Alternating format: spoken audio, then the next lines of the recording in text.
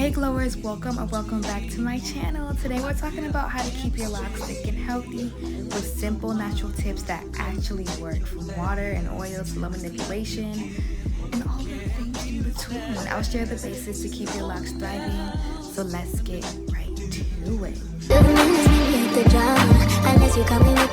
First things first is low manipulation. I know you probably hear this term a lot, but low manipulation is really important. Not retwisting your hair too much.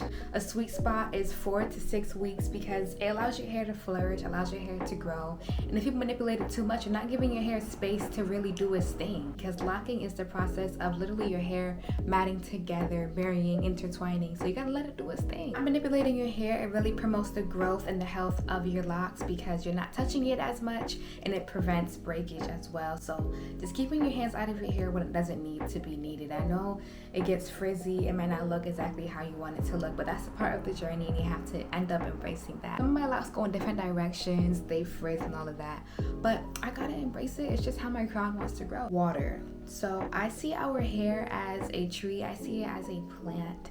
So that's why you have to water your hair and let it flourish like a plant does. Isn't that so beautiful? Water is actually the key to moisturizing your locks. Now that I have locks and everything, water is the key to moisturizing your hair. It actually always was, but water and sealing it with the oil is the key to growth, thickness, and health of water that I use.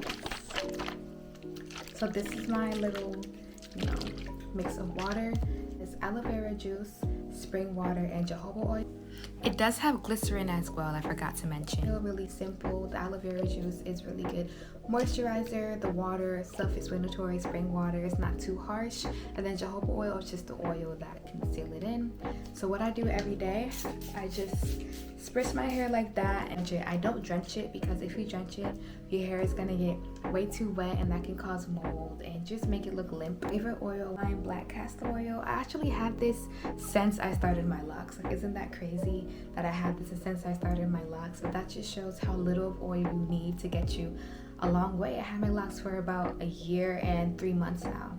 So all I do is pop it up like that, squeeze a syringe, and then I just put it like on my scalps.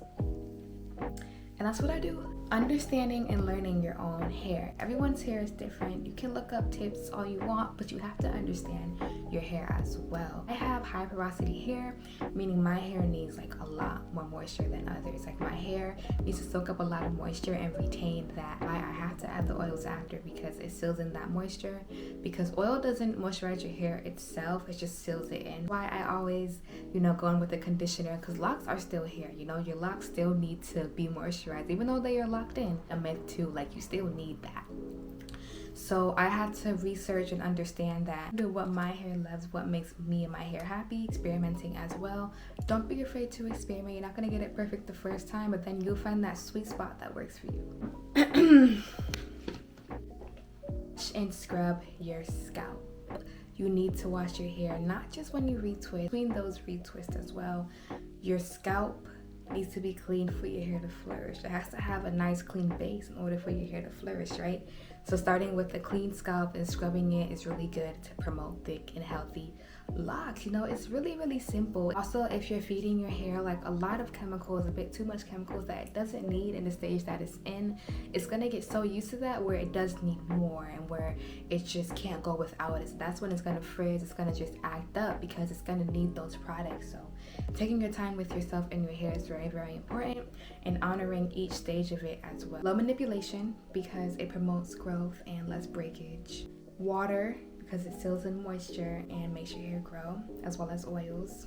Understanding and learning your hair, research, finding the right products, which goes hands in hand with research, and scrub your scalp, and honor each stage of your locks. Simply love your hair, it will love you back.